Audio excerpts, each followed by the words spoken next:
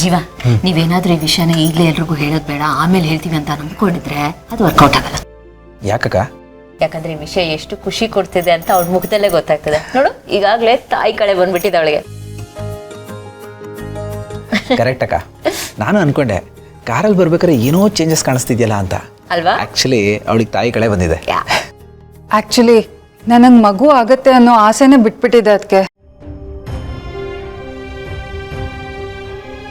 ಅಣ್ಣ ನನ್ನನ್ನು ಡಾಕ್ಟ್ರ್ ಹತ್ರ ಕರ್ಕೊಂಡು ಹೋಗಿರ್ಲಿಲ್ಲ ಅಂದರೆ ಮತ್ತೆ ನಾನು ಕನ್ಸೀವ್ ಆಗ್ಬೋದು ಅನ್ನೋ ಹೋಪ್ಸ್ನ ನಾನು ಪ್ರಾಬಬ್ಲಿ ಕಂಪ್ಲೀಟಾಗಿ ಕಳ್ಕೊಂಡು ಬಿಡ್ತಾ ಇದ್ದೆ. ಈ ಅದೃಷ್ಟ ನನ್ನ ಹಣೆಯಲ್ಲಿ ಬರ್ದಿಲ್ಲ ಅಂತ ಹೇಳಿ ಕಂಪ್ಲೀಟಾಗಿ ಮರ್ತು ಬಿಡ್ತಾ ಇದ್ದೆ. ಆದರೆ ನೋವಂತೂ ಇದ್ದೇ ಇರ್ತಿತ್ತು. ಬಟ್ ಗಾಡ್ಸ್ ಗ್ರೇಸ್ ಹಾಗಾಗಲಿಲ್ಲ. ಮತ್ತೆ ನಾನು ಕನಸು ಕಾಣ್ತಿದ್ದೀನಿ. ಗುಡ್. ಅದಕ್ಕೆ ಪುಟ್ಟಿ ಹೇಳೋದು ಜೀವನದಲ್ಲಿ ಯಾವಾಗಲೂ ಹೋಪ್ಸ್ ಇರಬೇಕು ಅಂತ. ನಿಮ್ದಕ್ಕಿಂತ ವರ್ಸ್ಟ್ ಕೇಸ್ ನಮ್ಮದು. ಏಜ್ ಬಾರ್ ಆಗೋಗಿದೆ, ಟೈಮ್ ಇರೋಗಿದೆ, ಸಾರಿ ಅಂತ ಎಲ್ಲರೂ ಹೇಳಿದ್ರು. ಆದರೂ ಪವಾಡ ನಡೆದೋಯ್ತಲ್ಲ, ನಮಗೂ ಮಕ್ಕಳಾಯ್ತಲ್ಲ. ಅದಕ್ಕೆ ಹೇಳೋದು ಲೈಫ್ ಈಸ್ ವೆರಿ ಬ್ಯೂಟಿಫುಲ್. ಅದು ಆಗಾಗ ಸರ್ಪ್ರೈಸ್ ಕೊಡ್ತಾನೆ ಇರುತ್ತೆ. ಈ ಸರ್ಪ್ರೈಸಸ್ಸು, ಗಿಫ್ಟು, ಟರ್ನು, ಟ್ವಿಸ್ಟು ಇದನ್ನೆಲ್ಲ ನಾವು ರಿಸೀವ್ ಮಾಡೋದಕ್ಕೆ ರೆಡಿ ಇರಬೇಕು. ನಾವು ಪಾಸಿಟಿವ್ ಆಗಿದ್ದಾಗ ಎಲ್ಲವೂ ಒಳ್ಳೆಯದಾಗುತ್ತೆ. ಹೀಗೆಲ್ಲ ಹೇಳೋದು ಕೇಳಿಸ್ಕೊಳ್ಳೋದು ಬಹಳ ಸುಲಭ, ಆದರೆ ಪಾಸಿಟಿವ್ ಆಗಿರೋದು ಕಷ್ಟ. ಬಟ್ ಟ್ರೈ ಮಾಡಬೇಕು. ನಮ್ಮ ಮೈಂಡು, ನಮ್ಮ ಅಪ್ರೋಚ್ ಪಾಸಿಟಿವ್ ಆಗಿದ್ದರೆ ಎಲ್ಲವೂ ಪಾಸಿಟಿವ್ ಆಗೇ ಇರುತ್ತೆ. ಭಗವದ್ಗೀತೆಯಲ್ಲಿ ಒಂದು ಮಾತು ಹೇಳಿಲ್ವಾ, ಯದ್ಭಾವಂ ತದ್ಭವತಿ ಅಂತ. ನಾವು ಹೇಗಿರಬೇಕು ನಮ್ಮ ಲೈಫು ಅಂತ ನಾವು ಯೋಚನೆ ಮಾಡ್ತೀವಲ್ಲ, ನಮ್ಮ ಲೈಫ್ ಹಾಗೇ ಇರುತ್ತೆ. ನೋಡು ಪುಟ್ಟೆ, ಇನ್ಮೇಲೆ ನೀನು ಸ್ಟ್ರೆಸ್ ತೊಗೋಬಾರ್ದು. ಈ ಅಚೀವ್ಮೆಂಟು, ಗೋಲು ಇದನ್ನೆಲ್ಲ ಸೈಡ್ಗೆ ಇಟ್ಬಿಡ್ಬೇಕು. ನಿನ್ನ ಆರೋಗ್ಯ ಇಂಪಾರ್ಟೆಂಟ್ ಅಷ್ಟೇ, ಅದೇ ನಿನ್ನ ಟಾರ್ಗೆಟ್ ಆಗಬೇಕು. ಗೊತ್ತಾಯ್ತಾ? ಮಿಕ್ಕಿದ್ದೆಲ್ಲ ಸೆಕೆಂಡರಿ. ಸರಿ ಅಣ್ಣ, ಹಾಗೆ ಆಗಲಿ.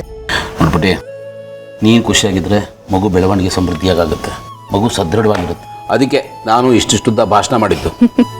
ಪುಟಿ, ನೀನು ಸಂತೋಷವಾಗಿರ್ಬೇಕು, ಅದನ್ನೇ ನಾವು ಬಯಸೋದು. ಇಲ್ಲಿ ಕೇಳಿಬಿಟ್ಟು ಇಲ್ಲೇ ಬಿಟ್ಬಿಟ್ಟು ಹೋಗೋದಲ್ಲ. ಮಗು ವಿಷಯದಲ್ಲಿ ಇನ್ನು ಮುಂದೆ ನೀನು ಸ್ಟ್ರಿಕ್ಟ್ ಆಗಿರ್ಬೇಕು. ಅರ್ಥ ಆಯ್ತಾ? ಸರಿ ಅಣ್ಣ. ಗುಡ್. ಹೌದು ಮೈ, ಭಾವ ಹೇಳ್ತಾರದು ಕರೆಕ್ಟ್ ಆಗಿದೆ. ನೀನು ಯಾವುದೇ ಕಾರಣಕ್ಕೂ ಸ್ಟ್ರೆಸ್ ತಗೋಬಾರ್ದು. ಇನ್ನೊಂದಷ್ಟು ದಿನ ನೀನು ಕೆಲಸ ಅಂತೆಲ್ಲ ತಲೆ ಕೆಡಿಸ್ಕೊಬೇಡ, ಸರಿನಾ? ಓಕೆ, ಇನ್ನು ಮುಂದೆ ನಾನು ಅಷ್ಟೆಲ್ಲ ಸ್ಟ್ರೆಸ್ ತಗೊಂಡು ಕೆಲಸ ಮಾಡೋದಿಲ್ಲ. ಮಹಿ, ನಾವಾಗ ಅನ್ಕೋತೀವಿ, ಬಟ್ ಕೆಲಸ ಯಾವಾಗ ಒತ್ತಡ ಕೊಡುತ್ತೆ ಅಂತ ಗೊತ್ತಾಗೋದಿಲ್ಲ. ಗೊತ್ತಿಲ್ದೇನೆ ನಾವು ಕೆಲಸದ ಪ್ರೆಷರಲ್ಲಿ ಪ್ರೆಷರ್ ಕುಕ್ಕರ್ ತರ ಆಗ್ಬಿಡ್ತೀವಿ. ಇನ್ನು ಪ್ರೆಷರ್ ಕುಕ್ಕರ್ ಆಗಕ್ ಹೋಗ್ಬಿಡ, ನೀನು ಫ್ರಿಡ್ಜ್ ಹಾಕೋ, ತಣ್ಣಗಾಗು. ಅರ್ಥ ಆಯ್ತಾ? ಇಲ್ಲಿ ನೋಡು, ಈ ಟೈಮಲ್ಲಿ ನೀನು ಸ್ಟ್ರೆಸ್ ಫ್ರೀ ಆಗಿರ್ಬೇಕು. ಅದಕ್ಕೆ ಎಲ್ಲರೂ ಇಷ್ಟೊಂದು ಹೇಳ್ತಿರೋದು. ಸರಿ, ಅದಕ್ಕೆ ನೀವೆಲ್ಲ ಹೇಳ್ತಿರೋದು ನನ್ನ ಒಳ್ಳೇದಕ್ಕಲ್ವಾ? ಕೆಲಸದಿಂದ ಕಂಪ್ಲೀಟಾಗಿ ಬ್ರೇಕ್ ತಗೊಂಡು ಸ್ಟ್ರೆಸ್ ಫ್ರೀ ಆಗಿರ್ತೀನಿ. ಗುಡ್. ಈಗ ದಾರಿಗೆ ಬಂದ ನೋಡಿ. ಸರಿ, ನಾವಿನ್ನು ಹೊರಡ್ತೀವಿ. ಏನು ಇಷ್ಟು ಬೇಗ? ಈಗ ತಾನೇ ಬಂದಿದ್ರ, ಸ್ವಲ್ಪ ತಿದ್ದೋಗಿ. ಅಯ್ಯೋ ಅಕ್ಕ, ಅಪ್ಪ ಅಮ್ಮಂಗೆ ಹೇಳಿಲ್ವಲ್ಲ, ಅವ್ರೇನಾದ್ರೂ ಮನೆಗೆ ಬಂದು ನಾವಿಲ್ಲ ಅಂದ್ರೆ ಟೆನ್ಷನ್ ಆಗ್ಬಿಡ್ತಾರೆ. ಅದಕ್ಕೆ ಸರಿ, ನೀನು ಹೋಗೋ, ಒಳ್ಳಿಲ್ಲ ಇರು. ಸರಿ. ಇಲ್ಲ ಅದಕ್ಕೆ ಇನ್ನೊಂದು 2-3 ದಿನ ಬಿಟ್ಟು ಮತ್ತೆ ಬರ್ತೀವಿ. ಸರಿ, ಟೇಕ್ ಕೇರ್. ಹಾಂ, ಬಾಯ್ ಅಣ್ಣ. ಬಾಯ್ ಮಾಮ್. ಬಾಯ್. ಹುಷಾರಮ್ಮ.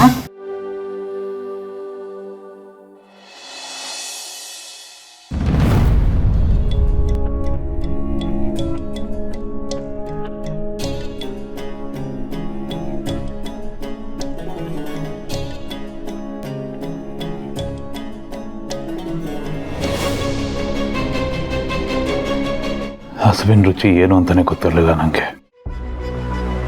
ಹಸುವಿನ ಹೊಟ್ಟೆಲೇನೋ ಪ್ರಾಬ್ಲಮ್ ಇರಬೇಕು ಅಂತ ಅಂದ್ಕೊಂಡಿದ್ದೆ. ಆದರೆ ಈಗ ಗೊತ್ತಾಯ್ತು, ಪ್ರಾಬ್ಲಮ್ ಇರೋದು ಹೊಟ್ಟೆಲಲ್ಲ, ಲೈಫಲ್ಲಿ. ಎಲ್ಲ ಟೈಮ್ ಚೆನ್ನಾಗಿದ್ದಾಗ ಕಾಲರು ಮೇಲ್ ಮಾಡ್ಕೊಂಡು ಓಡಾಡ್ತಿರ್ತವೆ. ಅದೇ ಒಂದ್ಸಲ ಟೈಮ್ ಕೆಟ್ಟರೆ ಹಸುವನ್ನ, ಇದು ಅಶ್ವು ಕಣಪ್ಪ ಅಂತ ನನಗೆ ಹೇಳಿದವನು ಒಬ್ಬ ಭಿಕ್ಷಕನ ಕೈಲೆಲ್ಲ ಬುದ್ಧಿ ಹೇಳಿಸ್ಕೊಳಂಗಾಗೋದ ಈ ಜೇಡಿ ಅಂತ ಮೆರಿತಾ ಇದ್ದೆ. ಕಡೆಗೂ ದೇವರು ಜೇಡಿ ಮಣ್ಣು ತಿನ್ನೋ ಹಾಗೆ ಮಾಡಿಬಿಟ್ಟ. ಇಷ್ಟಕ್ಕೆಲ್ಲ ನಾನು ನಿನಗೆ ಥ್ಯಾಂಕ್ಸ್ ಹೇಳಬೇಕು ಬೇಬಿ.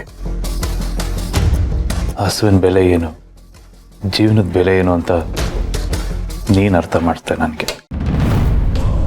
ನೀನೊಂಥರ ಬೋಧಿ ವೃಕ್ಷ ಇದ್ದಾಗೆ. ನಿನ್ನಿಂದ ನನಗೆ ಜ್ಞಾನೋದಯ ಆಯಿತು. Thank you so much baby. ಇಷ್ಟಕ್ಕೆ ಹೀಗೆ ಹೇಳಿದ್ರೆ ಹೇಗೋ ಜೈ, ನೀನು ಕಲಿಯೋದು ನಾನು ಕಲಿಸೋದು ಇನ್ನು ತುಂಬ ಇದೆ.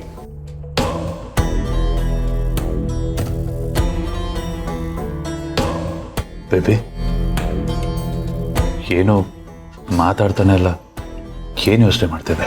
ನಾನೆಲ್ಲೋ ಸ್ವಲ್ಪ ಅರ್ಜೆಂಟಾಗಿ ಆಚೆ ಹೋಗ್ಬೇಕಿತ್ತು, ಬಟ್ ನನ್ನ ಡ್ರೆಸ್ ಇನ್ನೂ ಐರನ್ ಆಗಿಲ್ಲ. ಅದಕ್ಕೆ ಏನು ಮಾಡೋದು ಅಂತ ಯೋಚನೆ ಮಾಡ್ತಾ ಇದ್ದೀನಿ. ಅಷ್ಟೇ ತಾನೇ, ನಾನು ಮಾಡ್ತೇನೆ. ನಾನಿದ್ದೀನಲ್ಲ, 2 ಮಿನಿಟ್ಸ್ ಚೆನ್ನಾಗಿ ಐರನ್ ಮಾಡ್ಕೊಡು.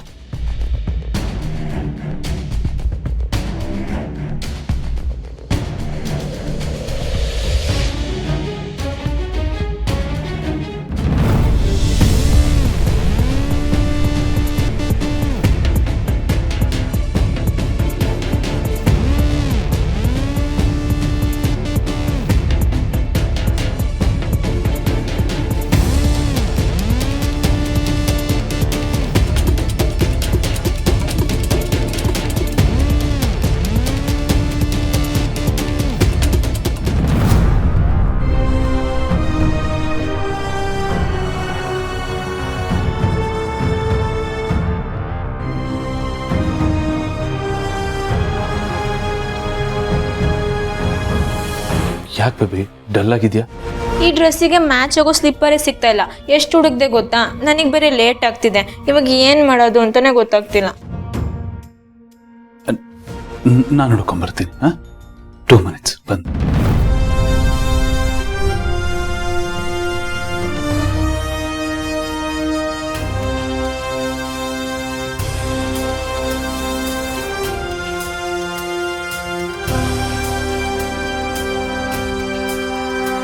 ಜೈ, ಸಿಕ್ತಾ?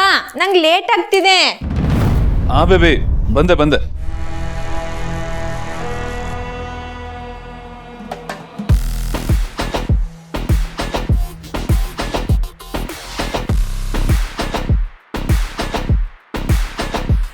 ಸಿಕ್ತು.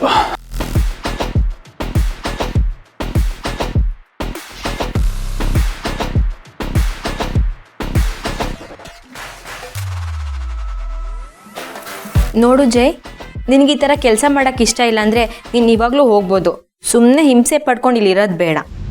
ಹೋಗು ಅಂದರೆ ಎಲ್ಲಿಗೆ ಹೋಗ್ಲಿ ಬೇಬಿ? ನಮ್ಮವರು ಅಂತ ನನಗೆ ಯಾರೂ ಇಲ್ಲ.